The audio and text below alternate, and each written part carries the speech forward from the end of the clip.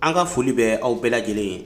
Kuma dɔnnaw ko yani i ka mɔgɔ dege jɛgɛdun na i ka dege mɔni kɛcogo la. Wilibali kɛnɛ kanubagaw, ne bɛna fɛn min fɔ aw ɲɛ bi, n bɛna aw dege site dɔ baara cogo la. Aw bɛɛ lajɛlen bɛ se k'a kɛ aw ka téléphone na wala ordinateur. I kana jɔrɔ, hali ni ordinateur t'i bolo, n bɛna yir'i la i bɛ se k'i ka téléphone fɛnɛ bayɛlɛmɛ ni k'a kɛ ordinateur ye. A site fɔlɔ, aw ka document, images, fɛn caman b'o site kɔnɔ, i bɛ se k'a bɛɛ lajɛlen convertir ni k'a kɛ i sago ye. Filanan, i ka entreprise ani i ka service, i bɛ se ka logo créer i yɛrɛ ɲɛ gratuitement. Sabanan fɛnɛ, i bɛ se k'i ka téléphone ni ka i ka image fɔn falen. Fɛn caman bɛ yen, n bɛna o yir'aw la. An bɛ fɔlɔ jumɛn de la? Ni ordinateur t'e bolo, téléphone de b'i bolo, o ka nɔgɔ kosɛbɛ. N bɛna i ka téléphone bayɛlɛmɛ sisan ni k'a kɛ machine ye, ordinateur ye, walasa i ka se ka site ninnu baara. O la n'i taara ordinateur la, yarɔ n'i donna Google kɔnɔna na nin cogo in na ten, n b'a yir'i la i bɛ se k'i ka téléphone bayɛlɛmɛ k'a kɛ machine ye, ordinateur ye cogo min na, o de filɛ. O la i bɛ taa kɛrɛkɛrɛnni sanfɛ ten, tɛrɛtɛrɛnni 3 optionnel. N'i taara yen, i bɛ cliquer o kan. I bɛ cliquer tɛrɛtɛrɛnni 3 in kan i ka téléphone na. I bɛ jigin ka na duguma dɔɔni.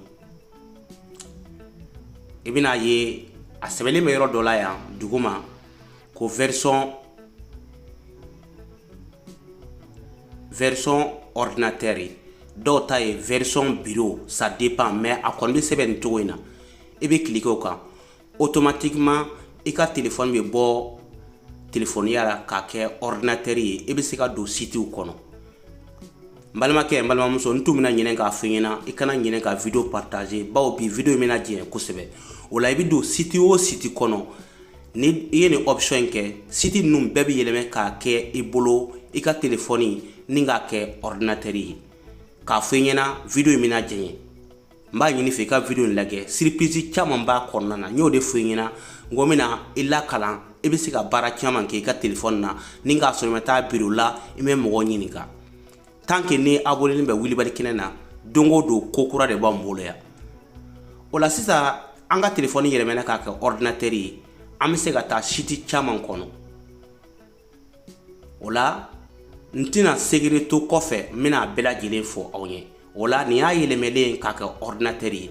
Nka sɔmi n ka site ninnu fɔ aw ɲɛna fɛnɛ, n b'a yir'i la ni ordinateur de b'i bolo, i bɛ se ka don diɲɛ site bɛɛ kɔnɔ, a kɛra anglais, français, i b'a yɛlɛmɛ kan min ka di i yɛrɛ ɲɛ. O bɛ kɛ cogo di? I bɛ taa Google kɔnɔ, i b'a sɛbɛn web store. A filɛ nin ye Chrome web store. O la n bɛna yir'i la i bɛ se ka site bɛɛ yɛlɛmɛ k'a kɛ i ka kan ye cogo min na. O la n'i y'o cliquer, i bɛ taa kɛrɛkɛrɛnin fɛ ten, web store in kɔnɔ, voilà, recherche yɔrɔ. N bɛna min f'i ɲɛna i b'o sɛbɛn yen. A sɛbɛn ko Traditor, voilà, Traditor. O ye extension dɔ de ye. I bɛ don diɲɛ site o site kɔnɔ, a kɛra anglais ye o, allemand o, arabu o, i b'a yɛlɛmɛ k'a kɛ i yɛrɛ bɛ kan min mɛn. N'i bɛ français de mɛn, automatiquement i ka nin extension in n'o ye Chrome extension ye, o bɛna i dɛmɛ k'i ka sitew bɛɛ lajɛlen convertir. Mun na n bɛ nin fɔ aw ɲɛ? Bawo n bɛna site dɔw di aw ma, o site ninnu ye kan min ye n'i t'o mɛn a bɛna baara bɛna gɛlɛya i bolo. O la n'i ye Traditor sɛbɛn i bɛna ye Google Traditor. O ye extension dɔ de ye, ale b'i page bɛɛ lajɛlen ordinateur la, machine na k'a bayɛlɛmɛ k'a k'i sagonakan ye. I bɛ cliquer o kan. Déjà kɔrɔlen ne ta bɛ a la, mais n bɛna bɔ a la walasa i k'a kɛcogo faamu. N bɛ a bɔ yen sisan. A b'a yir'i la n'i i ka ordinateur bɛ français de la, a b'a yir'i la ajouter, mais ne ta bɛ italien na, a b'a yira ne na ko aggiungere, o ye italien kan ye. Comme e t'o mɛn, o kɔrɔ de ye i bɛ cliquer o yɔrɔ kan. Et après a bɛna d'i ma ko i ka accepter, i bɛ cliquer o kan. Et maintenant n'i ye nin kɛ i ka machine kɔnɔ ka ban, o y'a balen ye. I bɛ taa kɛrɛfɛ ten, i b'a ye extension. I bɛ sin k'a ye ten ko Traditor. O kɔrɔ ye i bɛ don diɲɛ site o site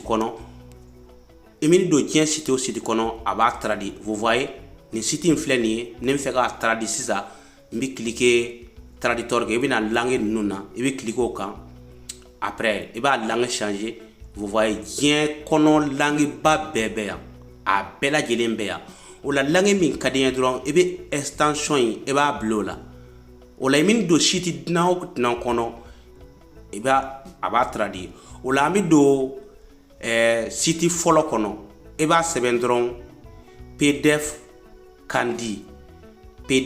kandi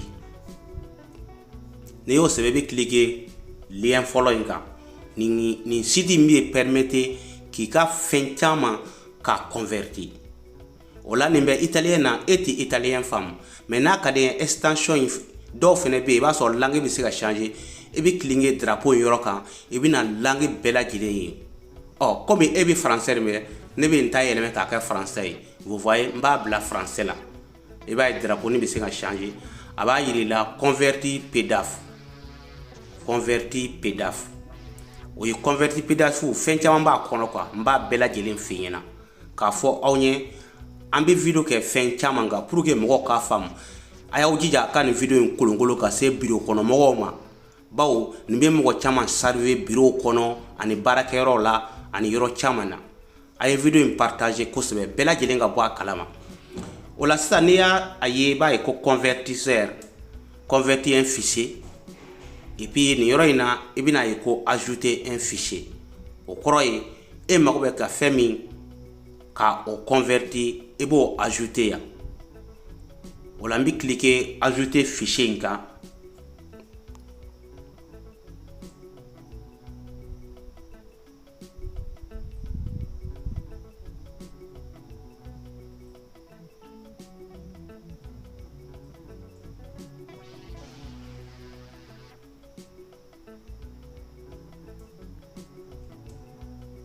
o la mbi ajouter fichier nka abile ka fichier de misali yara sisa ambe fe ka ni image converti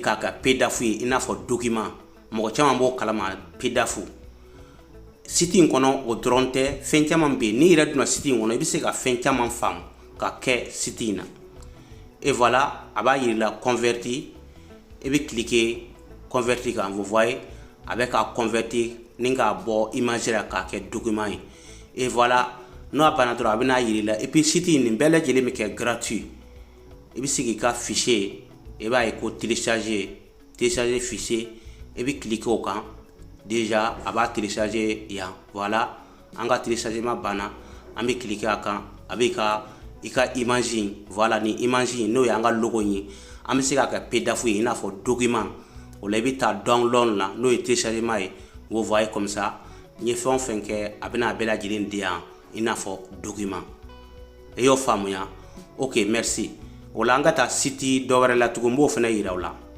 o la bita google kono tugu netra google kono asebe remove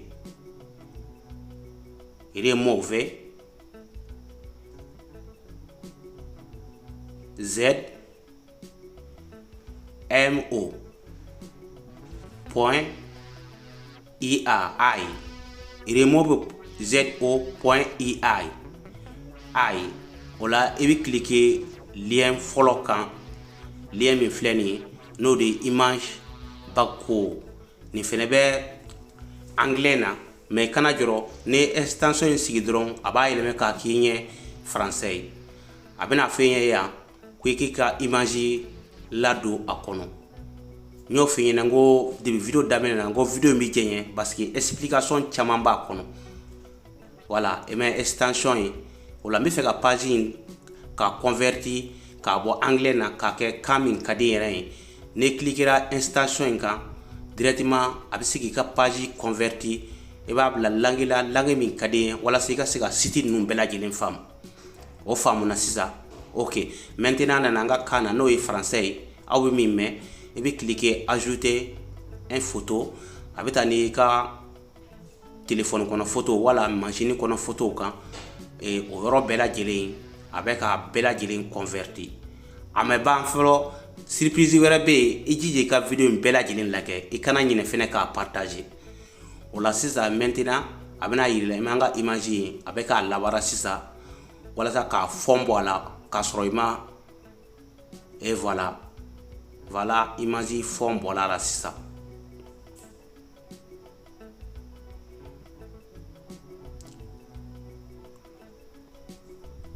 Voilà an ka image forme bɔla la sisan. E m'a ye nin y'a original ye, nin y'a forme bɔli a la sisan.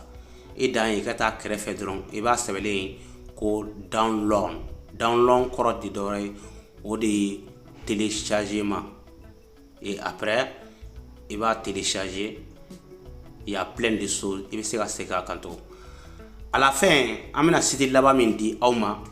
An famana ni ɲɔgɔn video jan ma, mais waati dɔw f'an ka nin dɔw kɛ k'a yira aw la.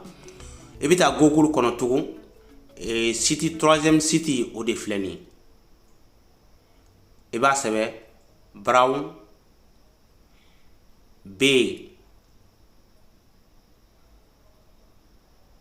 R A D Brownground o fɛnɛ anglais ye brownground.com. I kana jɔrɔ dɔrɔn ni extension bɛ a b'a bayɛlɛma k'a k'i ka kan ye i n'a fɔ français. brownground.com i bɛ cliquer o kan et voilà a bɛna ni page ye. I ka entreprise ye jumɛn de ye, i ka page tɔgɔ, i ka société tɔgɔ, i dan ye k'i ka société tɔgɔ don yan. O la an bɛ wulibali kɛnɛ don. Directement i bɛ cliquer recherche kan. Vous voyez a bɛna ni wulibali kɛnɛ logo caman ye. E yɛrɛ bɛ vous voyez e bɛ sago ta page caman de bɛ yen. Ni min y'i diya i bɛ se ka deuxième page fɛnɛ ta ni min sago yɔrɔ la. Après n'i ye sago ye dɔrɔn i dan ye ni ka a bɛ se ka a modifier fɛnɛ. I bɛ se ka download. Voilà an bɛ cliquer nin kan sisan. N bɛ nin tigɛ ka bɔ yen et voilà a bɛna d'i ma. Ok merci. I bɛ se ka télécharger k'a ban sisan. An tun bɛ fɛ ka ne yira la video jɛna. Merci les amis.